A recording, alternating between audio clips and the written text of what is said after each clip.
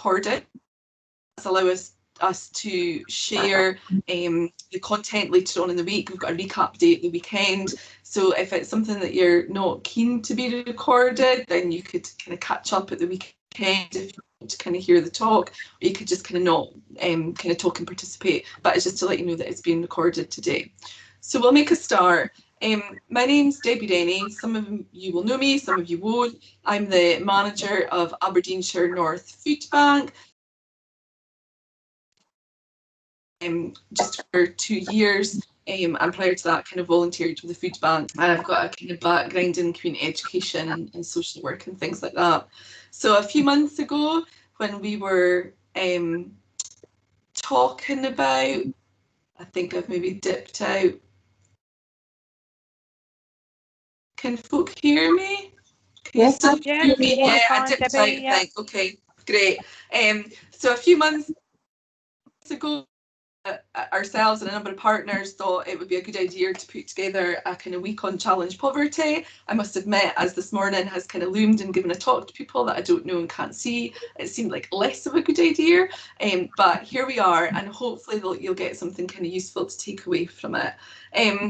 This is going to look at food poverty in Scotland. We thought about the reasons, the reality and the response. I'm by no means any expert on this. This is kind of thought and learning for myself. It's absolutely worthwhile, much more reading. I've put links at the end of the presentation if that's something that you're kind of really interested in. I suppose I just wanted to say at the start that the focus this week is to challenge poverty, not just to talk about it. We can all do that. That's really kind of simple and straightforward, but it's to kind of challenge it. For me, in order to challenge it, we need to understand it. We need to know what it is, what it looks like, how people experience poverty, but also give you the tools to kind of challenge it going forward, be that in your personal lives or your professional lives, within your organisations or within your families. It means challenging ourselves too, or yourselves too.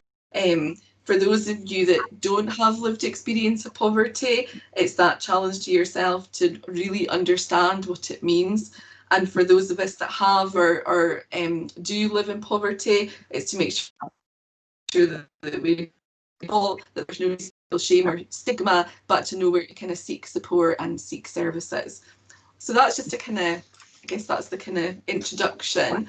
The plan for the session really kind of says it in the title, is about the reasons, the reality and the response. So we're going to look at those kind of three kind of key areas. In terms of just a bit of housekeeping, it's a bit different from normal face-to-face. Hopefully you know where the loos are in your houses and your offices, and where your fire exits are, and if you've got a drill kind of planned. But I've spoke about consent for recording. I would ask, unless you kind of want to speak or you've been kind of encouraged to speak, to try to keep your microphone off. If everyone has their microphones on, it causes quite a lot of kind of feedback and things. I'm more than happy to, I don't know how well I will, but to encourage chat and questions in the side panel. I've got Caroline Hastings here, a little bit with that, and kind of flag up any kind of comments and things like that. So if there's any burning questions during the presentation, please do ask, but we'll have an opportunity for a dialogue at the end as well, because that's what this is about. Unfortunately, it's listening to me for a little bit, but then hopefully it'll be a dialogue at the end of it. Okie doke. So I guess to start, we all speak about poverty, about poverty action plans. We see poverty in the news. We it quite a lot. So I suppose I thought, well, what is it? What is poverty? And there's lots of different definitions. There's lots of different ways of kind of measuring poverty. And it's not for me to say this is the right way or the wrong way, or this is how you should do it, or this is how it's done.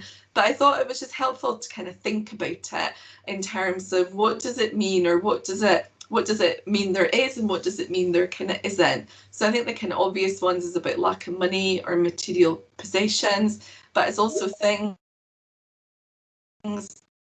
being able to kind of save or to afford insurance for your house or your kind of goods. It's about how it stops folk engaging in kind of wider life, be it clubs, activities, kind of meals out, things like that. And and being able to kind of save money as well. So I think we think of poverty quite often just as an immediate material thing, not being able to have money for food or for fuel or for housing, but actually it really kind of impacts on across the board. Some key measures, this is not my area of strength, but some key measures of kind of poverty and income is it is measured in different ways. So we have relative poverty, and that's the kind of way that kind of poverty is measured. So that's about compared to other people in society. There's absolute poverty, so that's kind of changes in poverty. Material deprivation, so that's what we think of a lot, isn't it? When you can't afford basic necessities, we talk about there's lots of material deprivation, that people are living in deprivation, and persistent poverty, where it's not just a kind of dip and a back up, that people are living in persistent poverty over a period of time. So that's just some kind of key measures. There are others. Department of Health is working on one for that measures against different things. So if you're interested in it, there's lots of reading out there. But it's just important to acknowledge that I suppose to check out when people are speaking about poverty, how they're measuring it and what they're kind of thinking about it. In terms of prevalence of poverty, and I'm going to speak about prevalence of food poverty in a minute, the two kind of go hand in hand, I guess. You're unlikely to be in food poverty if you're not in poverty. So there's definitely too. I thought I'd kind of look at kind of general poverty to begin with. I think it also kind of, it's that bit of just breaking it down again. We speak about poverty all the time, but actually what are the kind of numbers and the figures attached to that? So what we know today is that 1 in 4 children, so 24%, nearly a quarter of children in Scotland are living in poverty. That 1 in 5 working people, which is 20%, 19%, are living in poverty, which is 1 million people a year in Scotland. 15% of pensioners are living in poverty, and I think to dispel some myths that kind of go around, 60% of working age adults in poverty and 65% of children in poverty live in a household where someone's in employment. So I just think important to note. In terms of child poverty in Scotland, again, I kind of thought about what does that mean. Families without the resources to obtain the type of diet, participate in activities and have the living conditions and amenities which are the norm in 21st century Scotland. So again, it's that kind of real broad, when we think about child poverty, that real kind of broad, it encompasses participating in kind of in life, in after school things, in activities at the weekend, having your chums round, having your mates round to play for things like that, that kind of covers all of those things. In terms of the kind of, I guess, the measure, the financial measure, I've got that on the left hand column there. So what if a family was earning below that, they would be considered to be in poverty. And there's that 61% of low income families can't afford to make savings of 10 or more. And for me, what we see at the food bank a lot is that knock-on effect. If you don't have savings, if you don't have that kind of backup, if you hit a bumpy patch, then that's really difficult. If your car needs fixed, if a school trip's coming up for your bairn, if you have a high fuel bill in the winter, then there's a kind of knock-on effect to that.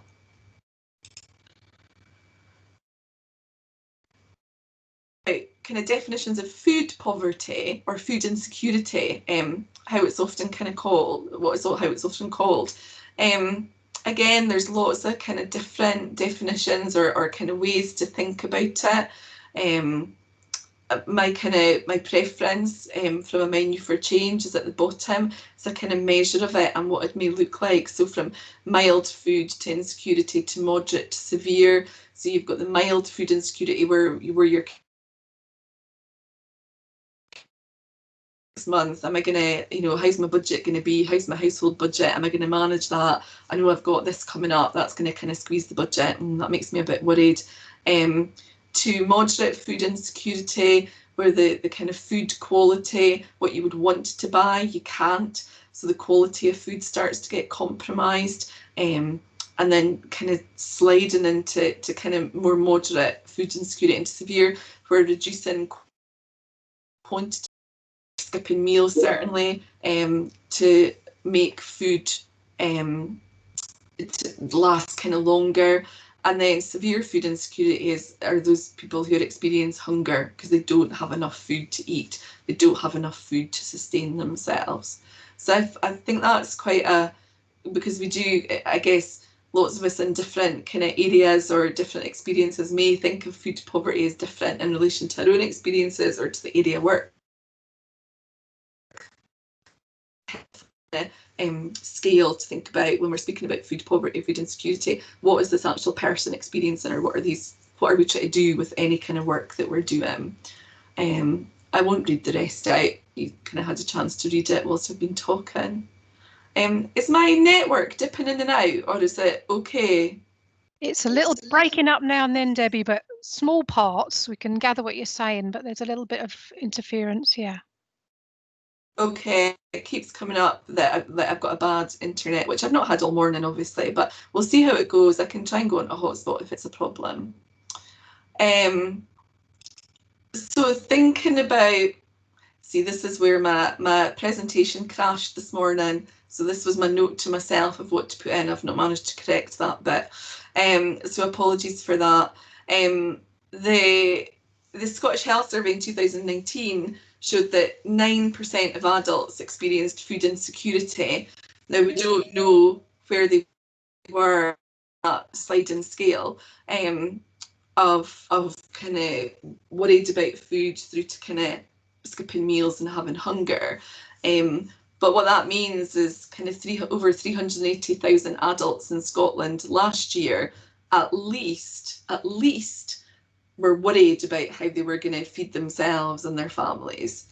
We know that it wasn't just about worrying about and their families, it was about hunger and it was about skipping meals. We see that through food bank numbers, through information from other organisations and from other statistics that we have.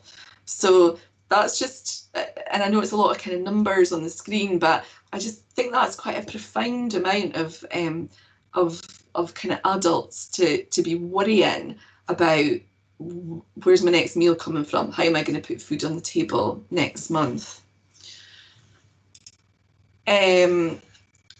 That was kind of broken down a bit. I couldn't find it in 2019, but in 2017 and 2018, it did show that food insecurity was more prevalent among certain groups. So adults with lower household incomes, I think probably doesn't come as a surprise to folk. Single parents as well. Single adults who are under 65 and who live alone. And we've seen an increase in lone households in Scotland over the last few years.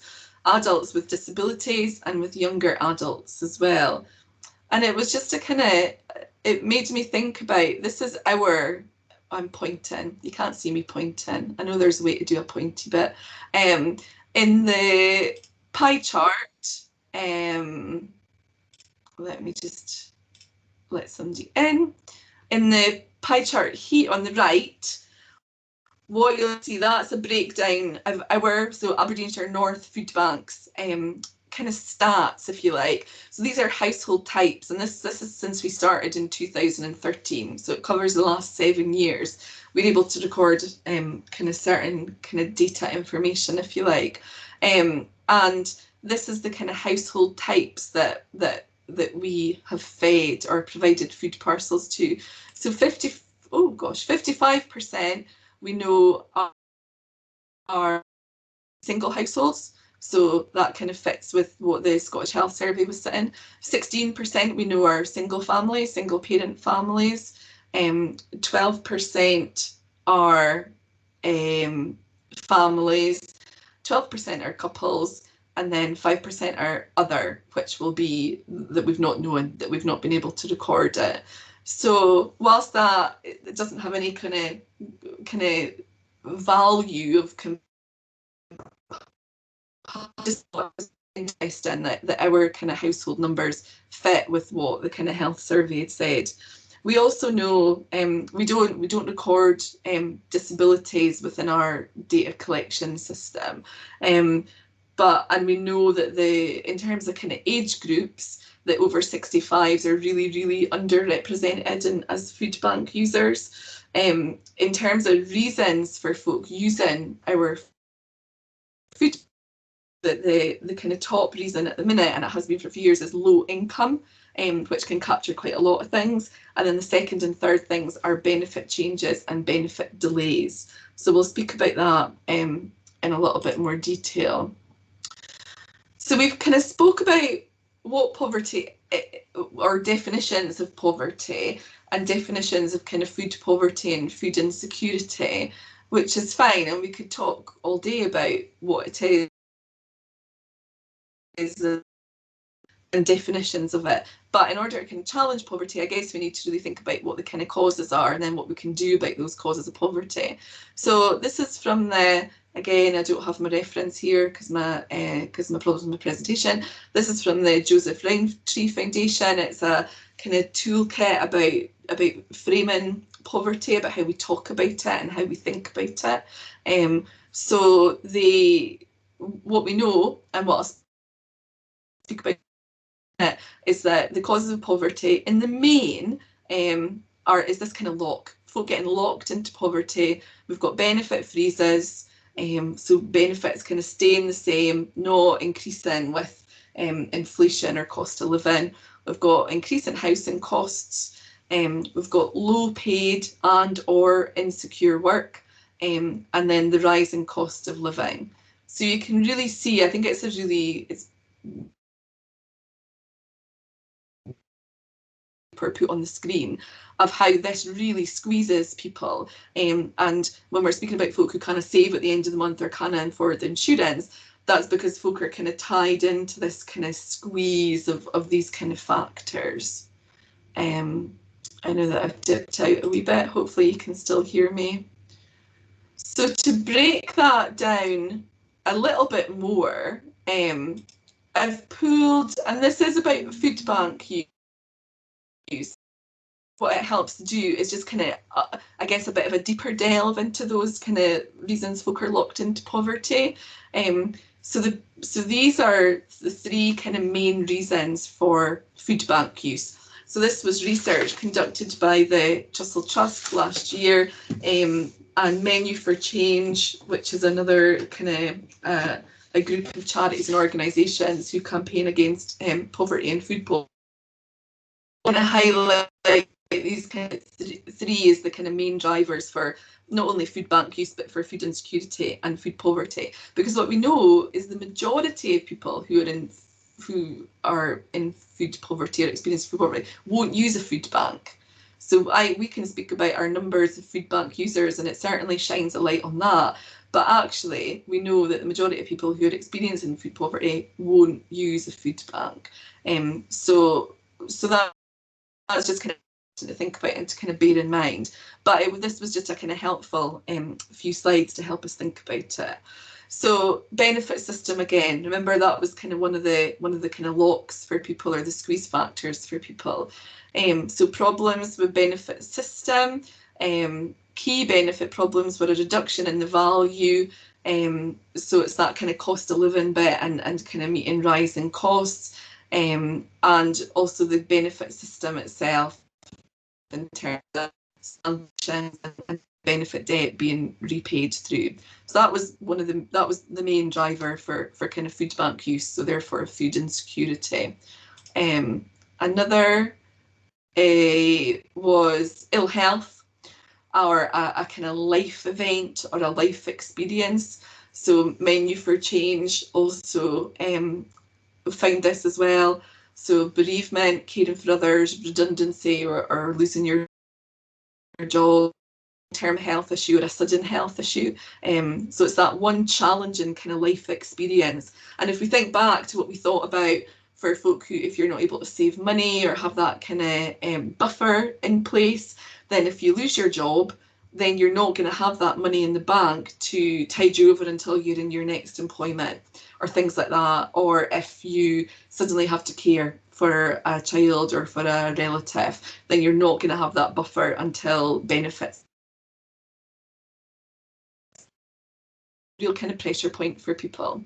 And the third reason was that kind of, it speaks about formal or informal support. So friends and family, basically, or formal support networks, any kind of system or that had all kind of been exhausted. And a lot of us will have done it. You've tapped up your mum as much as you can, or and you just feel that you cannot do that anymore, or maybe they're having the same experience as you and didn't have resources to kind of give you. So it's that kind of nowhere to turn bit, having used it all. Or for some people, they don't have that support network in place either. They're either, they don't have kind of close family and choose to not kind of have contact with their family, have limited kind of friends and that kind of support relationship. So it's really absent for folk. So that's a kind of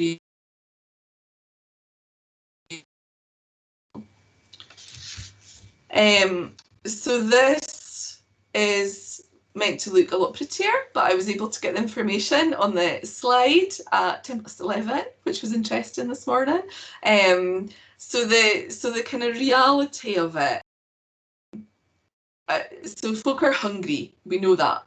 That's a kind of physical reality, but it's the kind of impact on the physical health, what we know from research. Come at the food bank and tell us, what we hear from other organisations and from public health, and that it has a real impact. Being hungry for a day is one thing, having persistent hunger or persistently skipping meals or having to buy maybe a quality of food that maybe isn't as good for you that you would want to be buying. So you've got that whole kind of impact, a lack of nutrition, just your physical energy. Good decisions when you're skipping meals and really hungry is really difficult. Difficulties in concentrating at work or at school for kind of young folk, or college or uni. And there's the difficulties in concentrating, the physical kind of difficulties in concentrating when you're kind of hungry, but there's also that kind of worry that's kind of pervasive as well. So we know that food poverty and food insecurity has a huge impact on folk mental health as well. We see a lot of the time folks speaking about the shame of using the food bank. Shame's a really powerful emotion, isn't it? Think the last time you felt shame, that you'd felt that you'd done something wrong or you'd had done something wrong. It's really powerful. That has an impact on you if you're kind of feeling shame, and that feeling of stigma, the stress of your situation, of kind of your future prospects or plans, as well as just the stress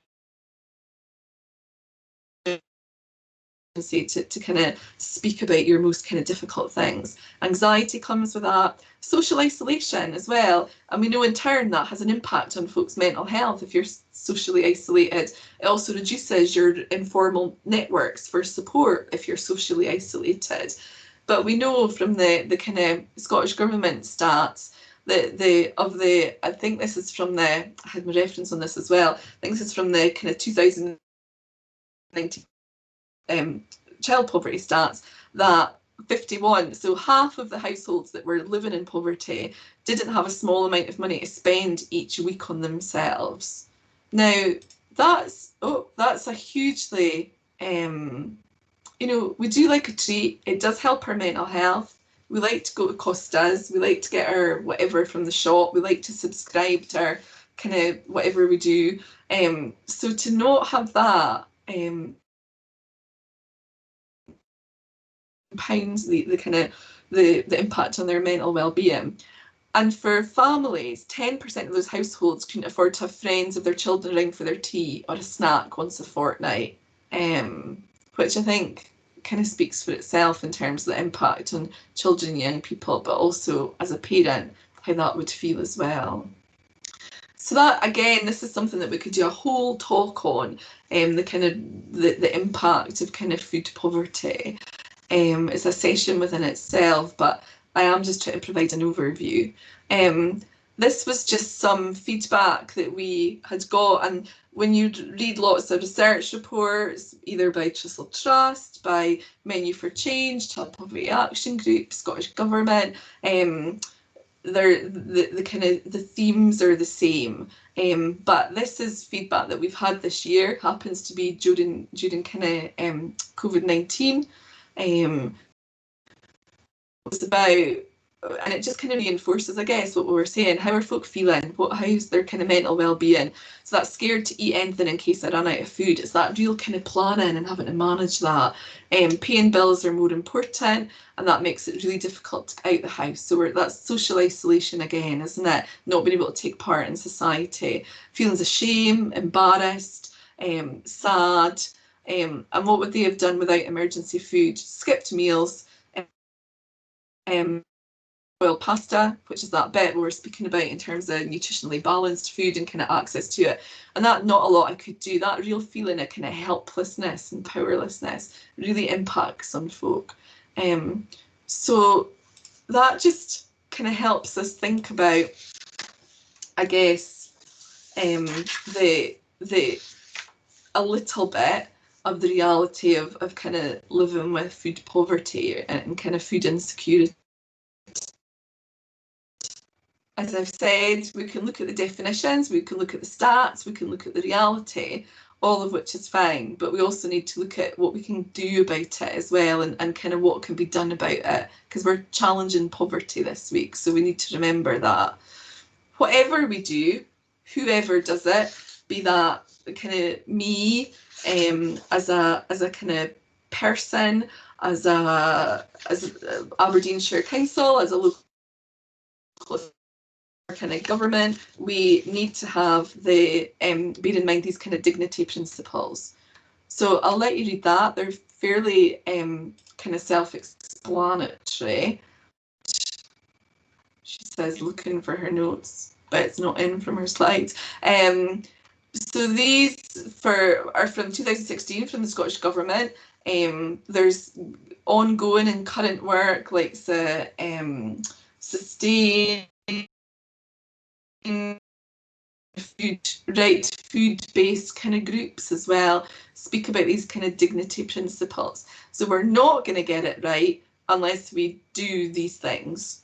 And I don't think it just, when you read it, it's no rocket science, but to do it, if folk are feeling, that they're kind of marginalised or try to deal with kind of their day-to-day pressures, then it's up to us to make sure that we're kind of putting these principles in place and our plan we do. In terms of what I guess that if we're speaking about things causes of poverty, and about kind of benefit system and cost of living and employment and things like that, then there's different things that can be done at kind of different levels.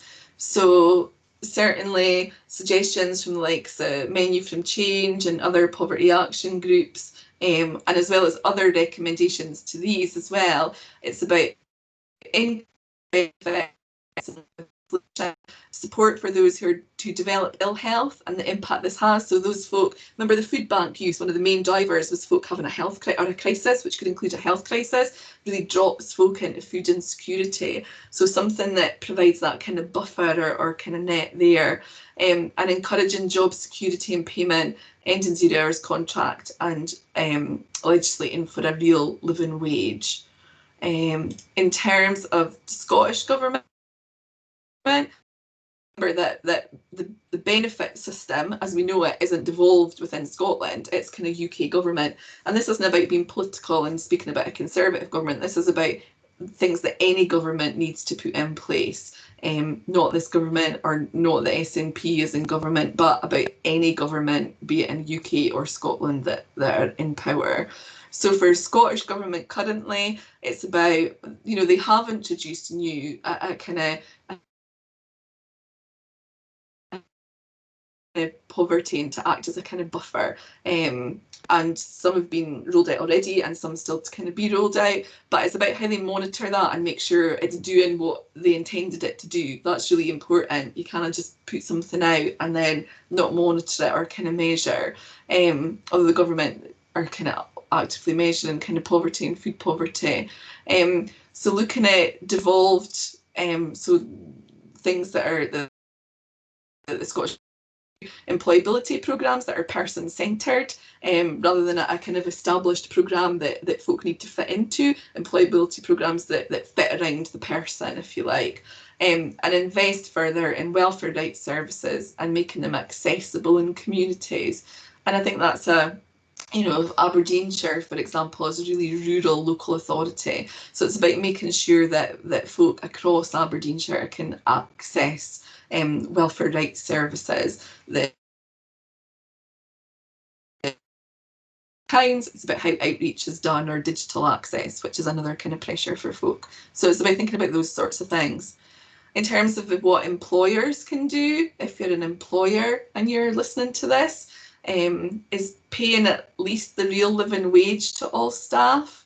We're not under, you can still be paid a real living wage and be in poverty if you're paid the real living wage but kind of work part-time, fit anything else around kind of hours that you have to do for caring or childcare. You could still be living in poverty, but at least being paid the real living wage starts to address it.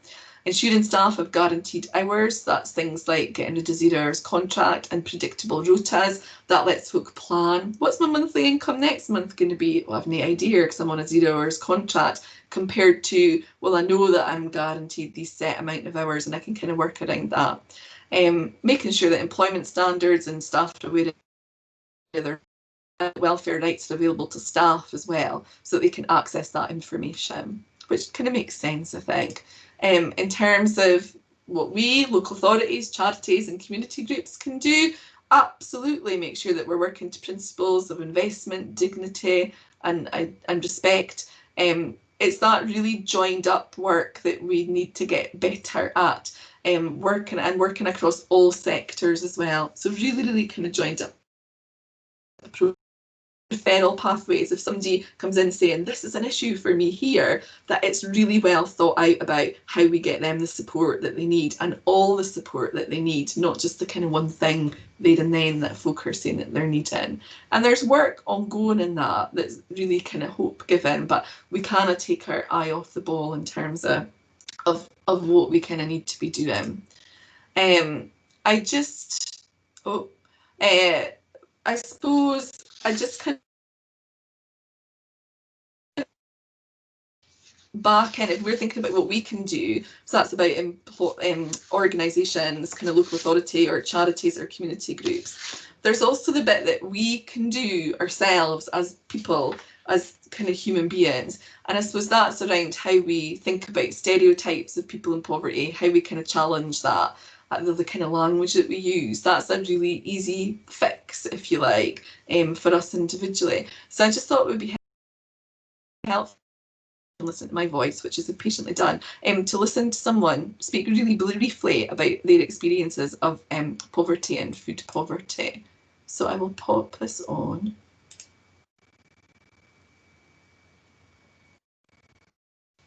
I can't afford to. Therefore, words I would like.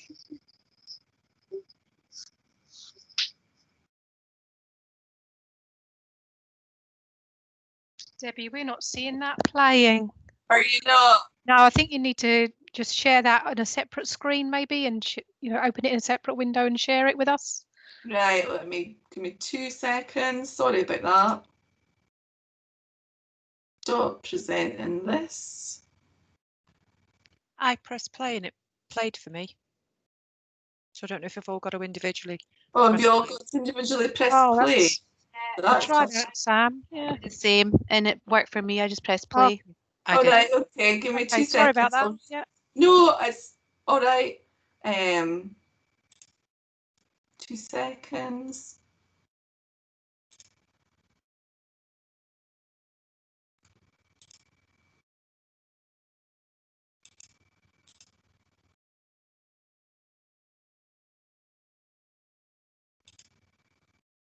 I'm just uploading the presentation again. Give me 2 seconds, folks.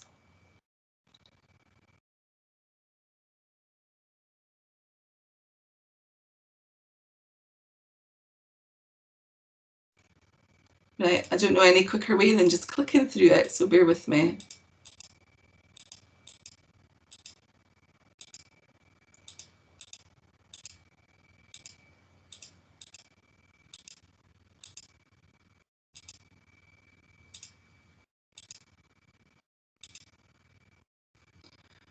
Okay, so I'll press play, and then if folk press play and see how you get on, and then if it's a disaster, I can play it by sharing another screen. So we'll give it another go.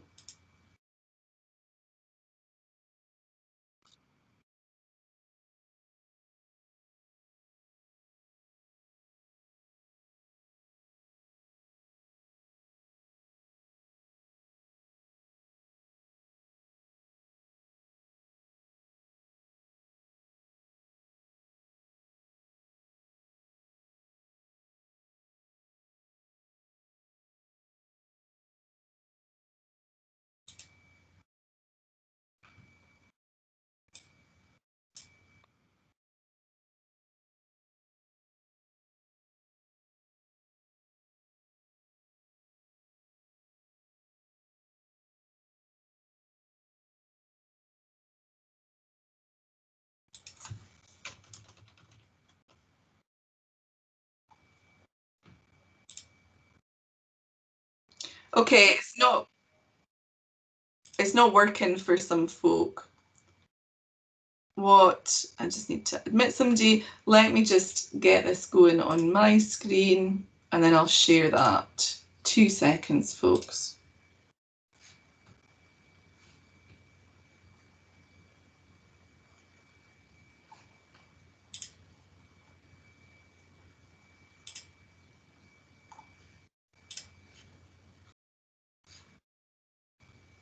No, it's not going to let me share it. Okay, what I'll do is I'll pop the link in at the end of the chat. I've got the link. It's a YouTube link. So it's a lady, some of you may have seen it. It's a lady kind of challenging perceptions of kind of poverty, about her kind of fear of living, folk chapping at the door looking for money. She speaks about how her and her husband kind of had comfortable lifestyle, spoilt kids in her kind of words, and then she had a kind of heart attack, then the redundancy, and then cancer when she was 29, and then things just got kind of really, really challenging for her, and then just kind of impact it has. But I will put the link in at the end, just to kind of save. Hopefully some of you have seen it, but I'll pop it in anyway.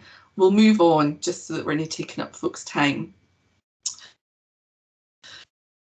Yeah, so that's about kind of challenging kind of stereotypes and about being non-judgmental. This was some research that was done that our Peterhead Food Bank were kind of part of this year, that's still to be kind of widely kind of published. We're still kind of looking at it and the best way to kind of use it. But what it was effectively saying is that, or what the people who had used the food bank were saying, that there's prejudice assumptions about the stigma that they kind of family members, that they didn't deserve the kind of food bank support, or just that kind of shame and stigma and kind of using it. There was also the kind of media portrayal as well, and felt that people who were living in kind of poverty or experiencing poverty were kind of portrayed unfairly. It was about mocking people and blaming them, and that it was really kind of shaming programs and even just the kind of language used, and it kind of used them as a entertainment opportunity, but didn't actually look at kind of solutions or underlying kind of causes or kind of problems. So it was very kind of superficial, which I think is accurate, but also kind of very interesting. So if nothing else, that if we feel we kind of influence kind of your organisation or your council or your government, what we can manage our terms of how we think about poverty and understand it. So just to, I'm nearly finished, you'll be glad to hear, just to kind of, I guess, a recap of what we've kind of spoken about and what I'd kind of hope to achieve. is that we know poverty and food poverty is a concern in Scotland, and we've thought about who it impacts on as well, and that's kind of adults and children. And we've looked at kind of experience of living in poverty, and also looked at kind of some of the solutions, some which are kind of easy to achieve and some which will take kind of longer work to do.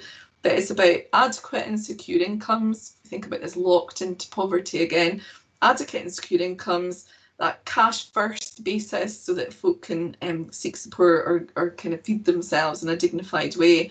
Advice and support in a crisis, I think, has come across really strongly, and services that meet the kind of whole person, not just kind of one issue, and that kindness and the respect need to be at the kind of centre of that. So this is the kind of key message, I guess, from Child Poverty Action Group and those that are driving on Challenge Poverty Week. So the kind of message that they want to get across is that too many people in Scotland are living with the constant pressure. As we're planning economic recovery now, we need to redesign our values that are very strong in Scotland of justice and compassion, and that we know by increasing people's incomes and reducing the cost of living, we can make sure that everyone kind of has the same. And I really like this kind of infographic, again, from the Joseph Rowntree Foundation, that, you know, we get into othering those people that are in poverty, those people with those experiences, but actually all of us rely on publicly funded services, every single one of us. So it's that kind of in this together things. Thank you very much for your time. I did have in here that if anything has kind of affected you when we've been kind of talking today, or if there's any support that you feel you need, or it's made you think, actually, I do need a bit of support with this, there's lots of organisations out there. There's Aberdeenshire Council for Employability, Financial Inclusion, there's Citizens Advice, there's lots of mental health services local to your area, as well as the kind of wider ones. There's other employability services, the FOIA and things like that. So there's lots out there. So there's definitely kind of resources there if you need it. And if you please pick up the phone and kind of speak to someone today if you feel that would be helpful. The references haven't added. I'll make sure that the presentation's circulated as well, or kind of added in. Does anyone, that's quite a lot of information, quite a lot of listening. Thank you ever so much. Does anyone want to come in with any kind of comments or questions or thoughts? Probably comments or thoughts would be better rather than questions, because I'd be worried about my ability to answer them. But is there anything that MD wants to come in with on that?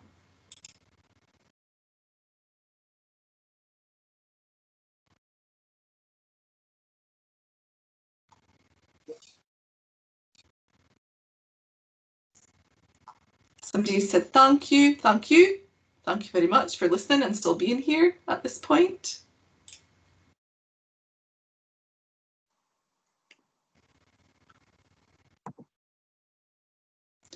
Feel free, I mean, you might not want to, but feel free to come on camera, have a chat about it. Thank you, Alex. Anything that you've learned today, anything that you think wasn't accurate, and here? Yeah, Amanda? You want to just come in? You're on mute if you're talking.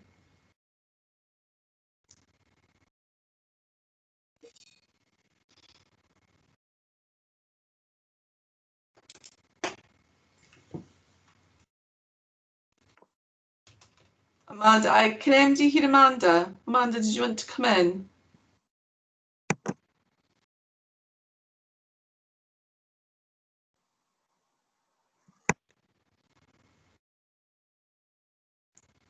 Caroline, can you hear Amanda? No, I think she's typing something at the moment. Maybe sometimes, I know Amanda sometimes has connection issues with her audio. It's maybe that. Okay. Coming in. But that was really interesting, Debbie. What sort of impact going forward? Obviously, with COVID, it's had a huge impact this year, particularly on food poverty and insecurity. So, you know, what other steps can we sort of put in place forward planning? What have we learned from the sort of current pandemic and the crisis? I think from, I guess what we've kind of, I guess it's thrown up the bits that the kind of the good bits, I suppose, are the real kind of work together, that's happened, and it's happened really quickly, that a lot of red tape, sorry if there's any elected members or anything on like that, but a lot of kind of red tape, obviously things had to happen so quickly, but to make sure that folks' needs were being met, that's really possible. So things that we would normally think would take a year or 2 years to do happens kind of super quickly, and partnerships happen really quickly. So I guess it's a bit, and that sounds a bit vague and fluffy, but I could give you, oh, Amanda's trying to come off mute. Amanda, the joys of technology, I hear you. In terms of the kind of challenges and things that I think that we need to think about, what is kind of thrown up is digital access for folk, and folk go, why, what's that got to do with food poverty or poverty in general? It's got a lot to do with it in terms of employability, getting jobs, accessing kind of benefit system and things like access is a huge issue. And I think what we're kind of seeing now with the kind of furlough scheme as we knew it kind of ending, is that there's going to have to be an even larger kind of focus on employability, I think, and retraining and kind of skills for folk. I'm sure there's probably folk on the call with more knowledge and expertise of that than me, but that's certainly what we see from a food poverty point of view. So thanks, Sam. So then I guess it becomes how we then all work together to kind of do that. So does that, we'd also have our kind of eye on, in a excuse me, non-political way, but the impact Brexit may have as well, any kind of unforeseen consequences of that, food availability, things like that. So we've got kind of half an eye on that, of kind of how that will be. So that's a bit of a so Amanda was asking, just wanted to ask if you thought the demographics might change as we go through winter. That's a really good question, Amanda. I guess the demographics in terms of food poverty, I think is interesting. We did a lot of work, particularly with the council and other kind of emergency food provider groups at the start of COVID, to poverty and food accessibility. So we knew with COVID that there was folk who, you know, just if they were shielded in a vulnerable group, that they had money for food, they just couldn't get to the shops. So it was a bit an accessibility issue. But what we also saw was that there was folk with no money for food as well. So kind of those that were experiencing kind of food insecurity. What it did was kind of break down that if there were family relationships, if you would pop round your mum's for a pot of soup or put the bairns there on Friday for their supper and things like that, it kind of really challenged those bits, those kind of informal support networks. So we envisage that will happen again. Then what we've got in terms of winter is fuel poverty, is the impact of increased kind of bills, because we already saw bills, electricity. I mean, I had two big here and kind of 2 adults, and my electricity costs went kind of through the roof, and that's been the same for kind of other folk. So in the winter, when you're adding heating onto that will add a kind of another pressure for folk. So, and then you're going to have the folk that have been made redundant that are kind of falling into it. So in terms of, will the demographics change? Possibly. They'll expand. I don't think it'll get better for one group particularly. That's my view. It was quite interesting in at the start of lockdown, we saw a 500% increase in food bulk use in Ellen, which we would deem to be quite a financially kind of affluent. It was for Martin, I guess, but And we did wonder if that was starting a bit kind of around the oil and things like that as well. So whether we see that again as there's kind of oil things. I'm waffling now. I'm going to stop. Caroline is to furlough scheme coming to an end and as being as prepared as we can for the anticipated increase in need for support. Absolutely, 100%. We are too, and I know a lot of organisations are. And whether folk have had a chance to save a bit in the meantime, that it might be a bit delayed, so it might not be exactly after the end of furlough, but then obviously we hit increased fuel bills and then the spend of Christmas. So it's a bit of a kind of hold our breath. Thanks, Amanda. Oh, any other questions or thoughts? Thoughts or comments? Not questions. What we've got to kind of finish up with, I'll just chat whilst folk are typing. What I've got to finish up with, Sam, I haven't heard what has happened during school days. Our families getting again. I don't know the answer to that. Is anybody on here? And whoever's typos it is, don't really worry. You've seen my slides, my unadulterated slides, so you can see my typos. Is anybody on the call that knows about holidays? What have we got? Tatty holidays and Christmas holidays. Yes, they will get the payments. I think that's Annette Johnson who's saying that. So that's good. That's a real buffer. Thanks, Annette. Any other questions, comments, thoughts for folk? So what we promised, now if you thought some of my slides were bad, wait till you see my video editing. What was kind of promised was a kind of virtual tour of our Fraserburgh food bank. So again, you're stuck with me talking. And for various reasons I had to kind of do it myself. So it's a selfie video as well. So it's a little bit of just what one of our kind of food banks look like. They all kind of look different, but the kind of premise is the same, I guess. And also, if there's MD on the call or MD that's listened later about who needs to use a food bank or one of our food banks, about how you would access that as well, because I think that's really important for folk to know. We can speak about what we do, but if you don't know how to use it, then we're not really doing our job properly. So I'm gonna, I think that's another question. Is that for Shire and City kids? I think that's the holiday payments, isn't it? Let me just try and get my video ready whilst Annette answers that.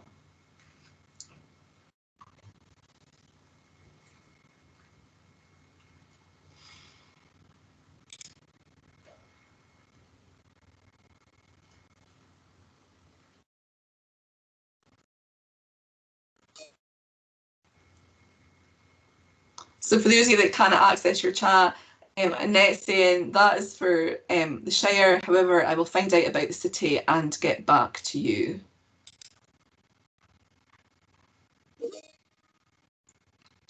Okay, perfect. So this is just a kind of, it's 5 minutes. For some of you that have been to the food bank or know the food bank, this will be very familiar with you. But as I said, hopeful for folks. So let me just see if I can share this. Hopefully this will work. No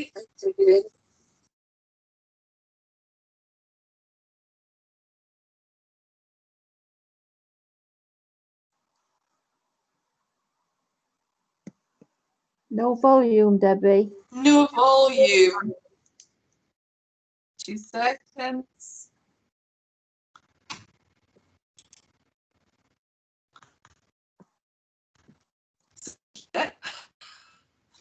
Anybody got any suggestions how I can, what if I take my internal speakers out? I wonder if that'll make a difference. I won't start it from the beginning. Let me just, does that help? Nope. No, not picking up the sound, Debbie. I'm not sure. Anybody know how to fix that? No suggestions. No. I can hear it's definitely got sound and I can definitely hear it. Could you talk us through it as we take the tour? Oh, I love that. Good suggestion. And I'll make it sound better than I did when I actually did it as well. So that's an even better suggestion. That's a good idea. Thanks, Sam. Right, so I'll just sharing, wasn't it? Okay. Right, hopefully this will work. I'll have to turn my sound down or I'll hear myself. Okay, so I'm just introducing myself. And I was just saying about giving a kind of virtual tour. So that's at the door of the doors of Fraserburgh Food Bank Centre, which is at the back of Fraserburgh Development Trust on the High Street. And I'm just saying that it might be interesting to see what inside the food bank looks like and see if we get some kind of help as well. So when you first went to the food bank, we have signs, these signs of all of the food banks, so they'll be outside the door, come kind of rain or shine, so you'll know the food bank is open and operate. And then this Fraserburgh, I was apologising, it's quite new, we need to get some boring things. Usually, without COVID, we'd be sitting tea, and have weather. But obviously, when COVID, got to protect our volunteers and got kind of barriers set up. And they'll basically be volunteers behind there with let take your name or like for being given. And they was going to sort your parcel out. So this is called our Help Yourself shelf. Core package. But then, Sorry, Debbie, your sound is breaking up quite badly at the moment. I don't know if turning off your video at the moment might help. Not sure. What was that, Caroline? You're breaking up quite badly again at the moment as you talk through that. I wonder if turning off your video would help while to hear you. I'm not sure. How about, would it be helpful if we just attach the video to this at the end of it so folk can go in and view it rather than trying to, that might be better. Yeah, that would be an option. Is that okay? Sorry folks, I know it's a bit like a cliffhanger, isn't it? But because I was just kind of, if I turn my video off then I can't share my screen. That's the problem, because it won't let me load it in as a presentation, so I have to share my screen. Does that make sense? Yeah, that does. Sorry guys. Okay, right. Oh, hopefully as the week goes on, folks' experiences will get better of technology and things like that, but I was never going to be out with its kind of challenges, tests our resilience, I guess. So that will get added on. There's a recap. There's a great programme on all week, so if you haven't already seen it, kind of do sign up for it. I'll make sure that kind of two to Fraserburgh and a chat about how to use a food bank will get added to the kind of video that's going to go on the kind of council YouTube on. And if there's anything else, thanks Alex, thank you very much. Alex has just popped, she's from the Haven Community Larder in Stonehaven. They're on Facebook and Insta that she's saying, hey, how modern. So you can kind of say hello to them there. If there's kind of nothing else, I will thank you all very much for enduring this with us, and catch things on the rest for the kind of catch up and the most important bit of people who've got lived experience speaking at the weekend as well, to really kind of tie it all together. So thank you guys, thank you very much. I'll just let you kind of sort yourselves out. Thanks you, Debbie, that's great. Thank you.